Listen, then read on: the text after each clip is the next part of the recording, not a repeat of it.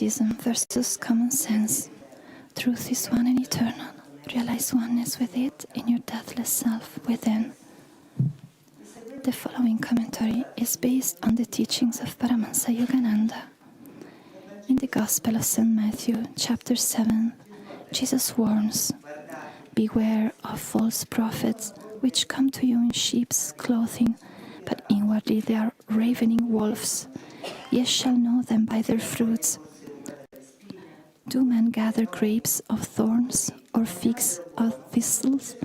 Even so every good tree bringeth forth good fruit, but a corrupt tree bringeth forth evil fruit. A good tree cannot bring forth evil fruit, neither can a corrupt tree bring forth good fruit. Wherefore by their fruits ye shall know them."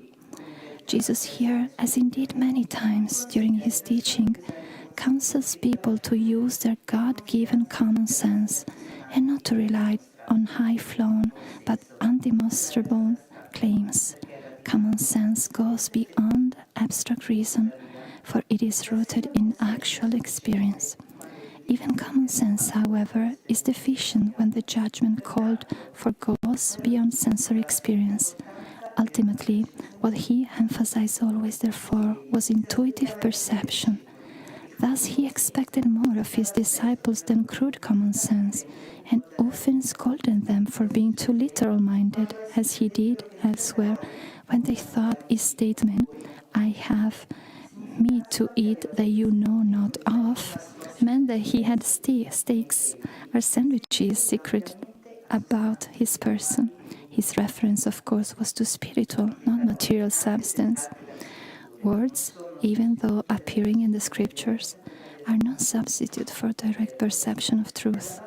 Therefore, the Bhagavad Gita says in the 2nd chapter, "The sage who knows God has a little need for the scriptures, as one might have for a pond when the whole land is covered in flood." Thus, through Holy Scripture, God has spoken to mankind.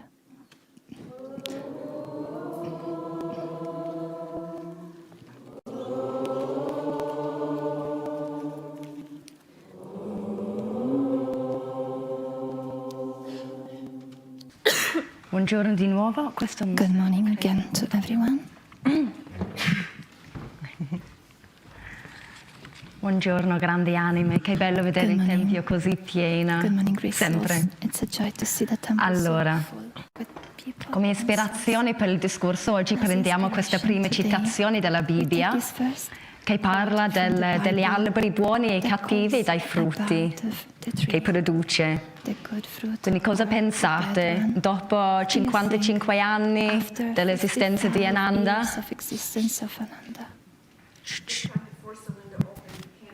Ah, ok.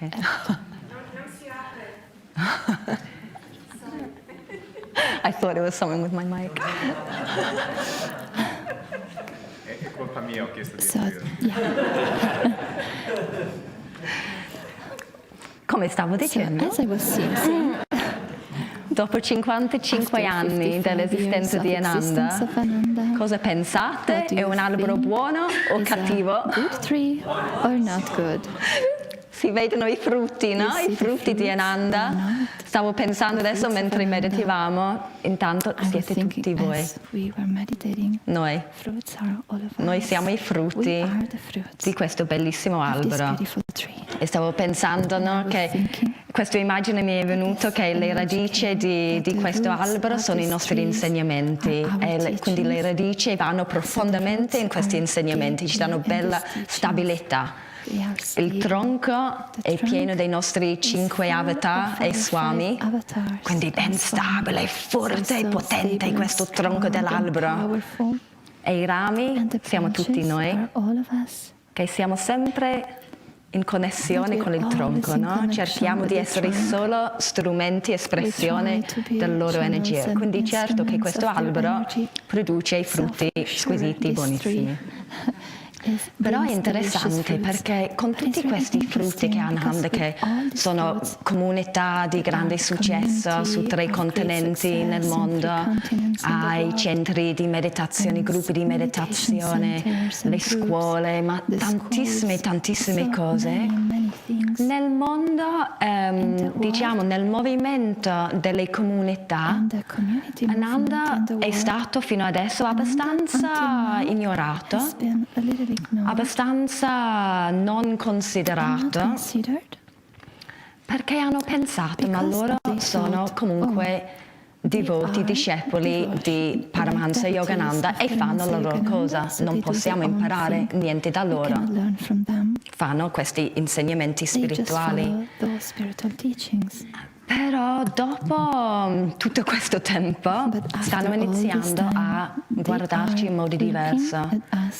Intanto iniziano a guardare e dire wow, forse hanno qualcosa. Si vede che funziona quello che stanno facendo. Perché ci sono, non è così per tutte le altre realtà. Ci sono solo 4 comunità nel mondo che esistono per più di 50 anni. Non vi dico i nomi, però Ananda è uno di questi. E alcune di queste comunità, che fino adesso sono stati considerati di grande successo, sono in difficoltà e stanno chiedendo aiuto da Ananda.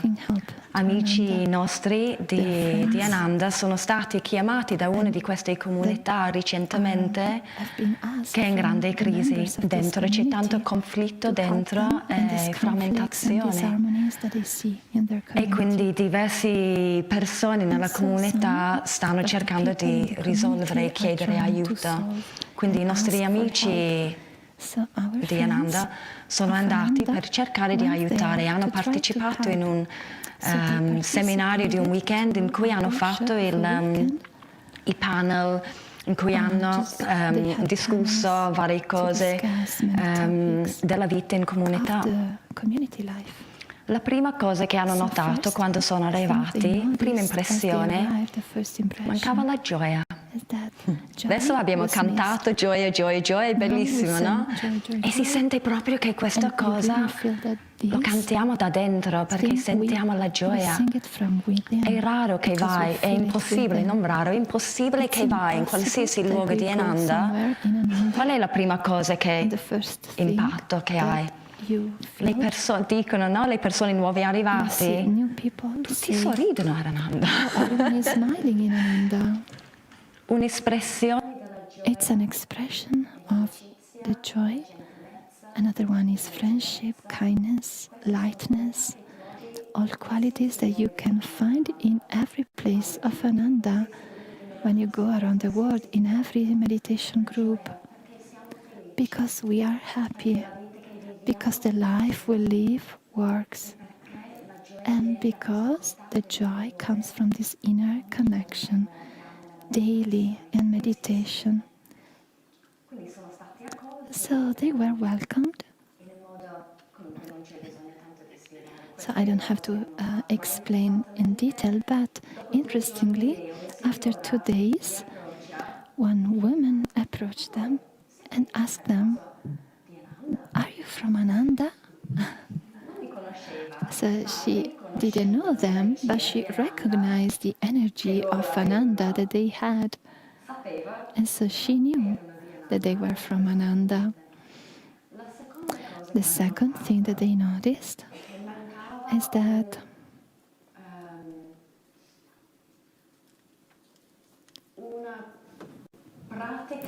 a practice, an ideal, a path, we can say, was missed that could unite them. Because the vision of this community, it was really beautiful at the beginning and it was really big. It was the idea of creating a city of probably 50,000 people where people with high consciousness can gather without the dedication to one path, one unique path. So the founder of this vision was a great saint, but now she's not here anymore. So the difficulty is that there is no point of reference in spirituality or points of reference. They don't have a really clear and defined path. They have ideals, but they're very vague. For example, there are many requisites to enter in the community. First one, it's you have to serve the divine consciousness. It's beautiful. I consider myself as a servant of God's consciousness, but if you don't have a clear teaching, what does it mean? You can think about it in different ways. So they couldn't see that this place doesn't have a path, a practice that can really unite them together. There is no leadership. There is no leader, point of reference. And so young people are confused. They don't understand the ideals. They don't understand the meaning, how to live the ideals, who are our points of reference. What Master and Swami created clearly, that obviously just received from Yogananda, were really clear principles that guide our lives in Ananda. For example, different ones, maybe 10, are the main ones. The life in the community, like people are more important than things, where there is Dharma, there is victory. What is trying to happen? Simple life with high thinking brings to the greatest happiness. The higher, the stronger the will, the greater the flow of energy. Many hands make a miracle, and so on. We have clear principles, but just not that. I was thinking yesterday that Swamiji was a genius in his leadership. He was a genius. It has been said that many communities, they cannot survive after their founder because they didn't have that genius of Swamiji to transmit in the practical way the principles. Because we can have many ideals and principles, but how we can live? We need examples, like living examples. And Swamiji, in his genius of leadership, has immediately taught others how to be examples. And this is not a small thing.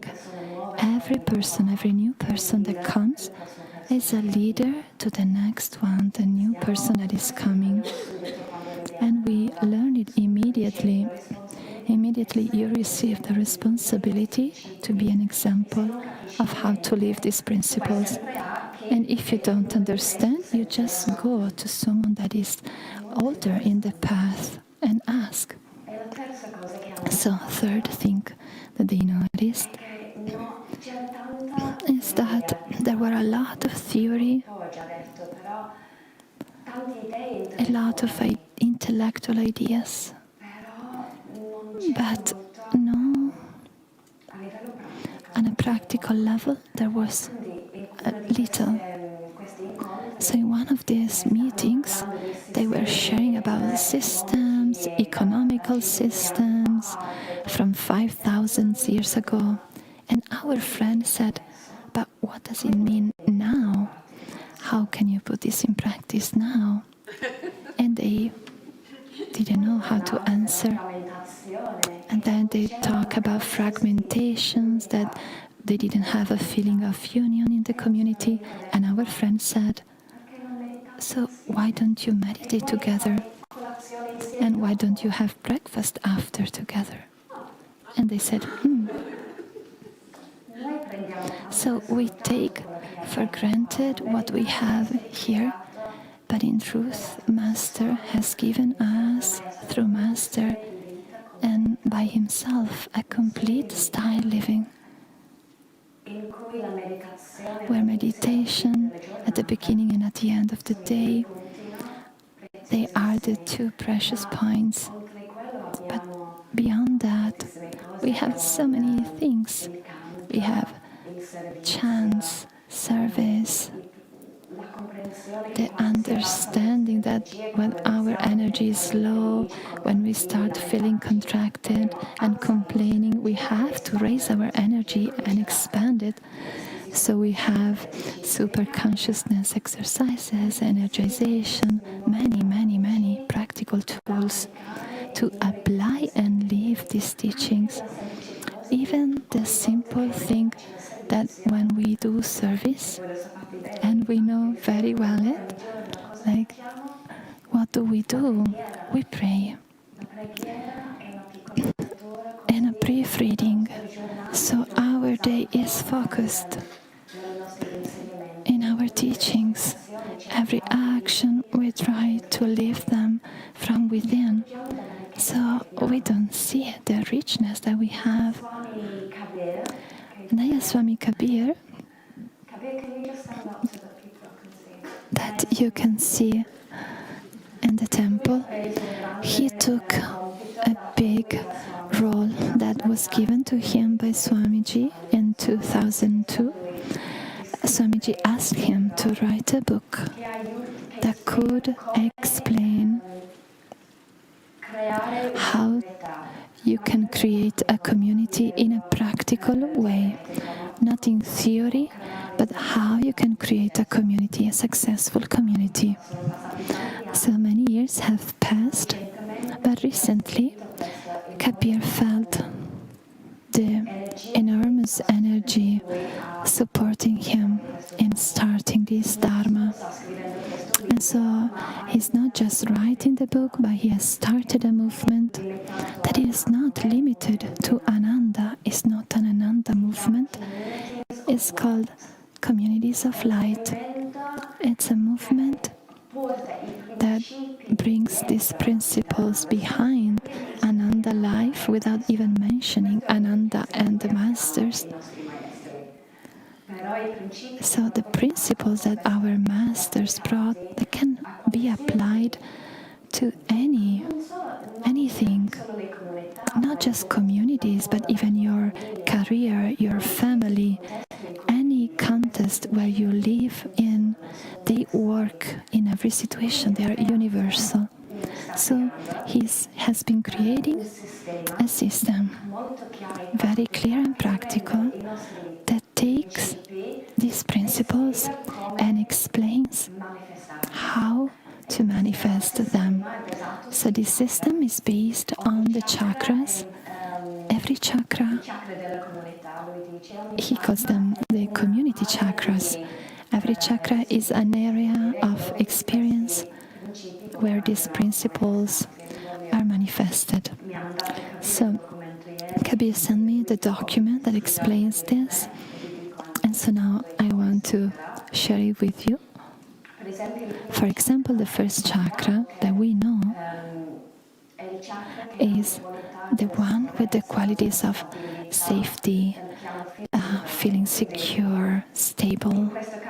So in this category, you share with the community how to value the sense of belonging that you have, the sense of safety, of direction, and even the finances on the physical level, the connection with nature.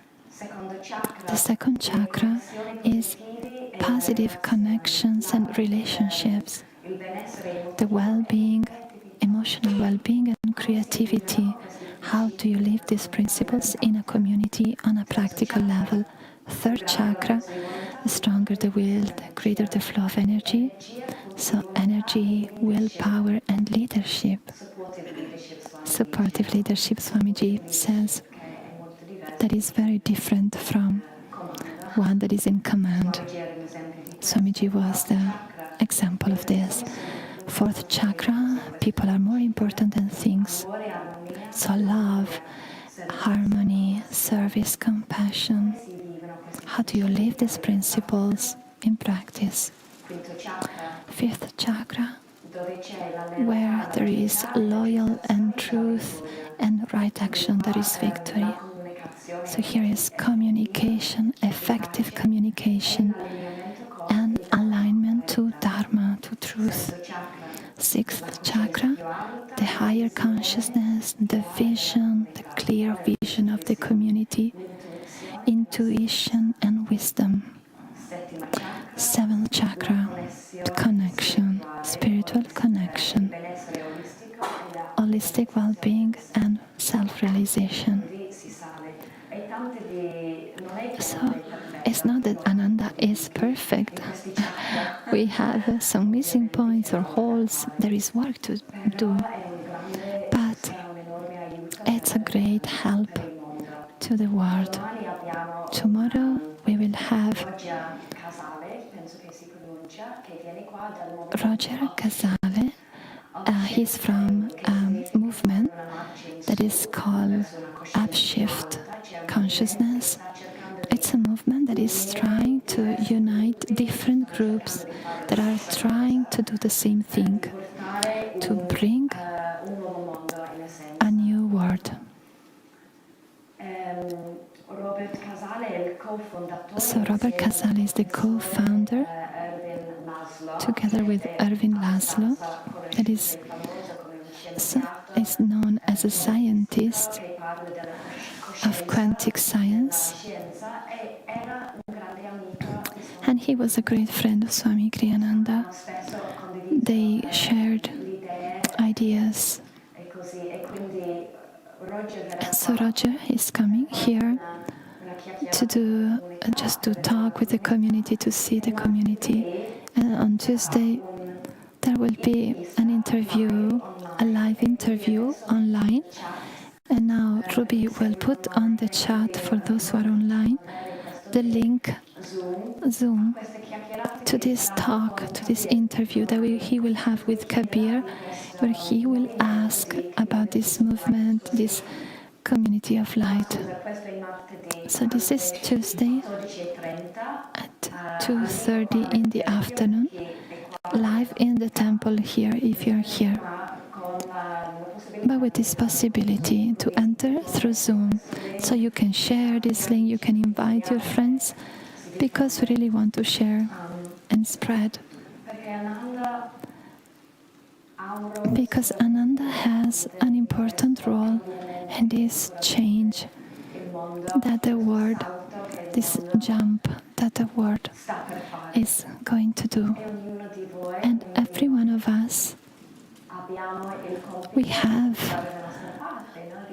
a responsibility to do our part, to be aligned. And we have to remember that it's not that we are special.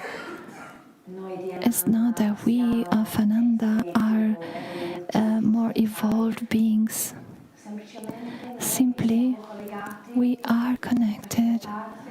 We are part of a ray of Master that have a special mission. There is a Swami.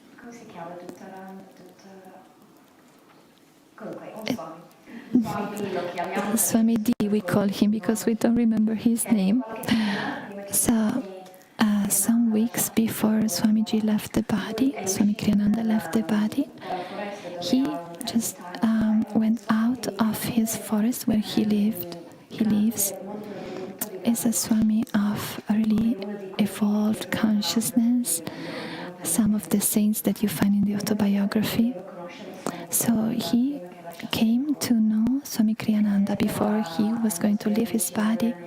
And he said to our friends, you have no idea of who is Swami Kriyananda. So there was this meeting between them.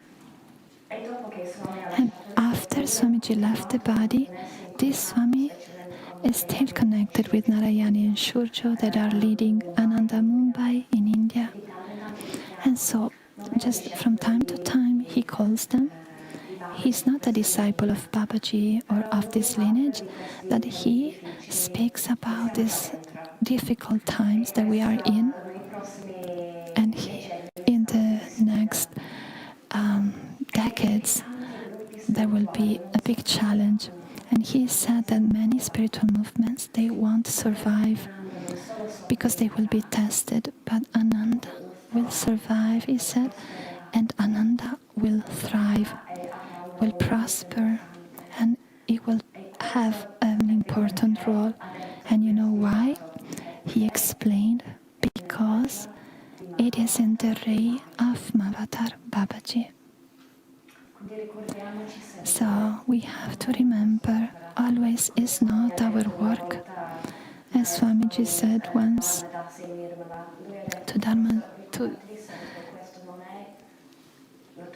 this is not your work, it's not your mission, it's Babaji's work, is Yogananda's work.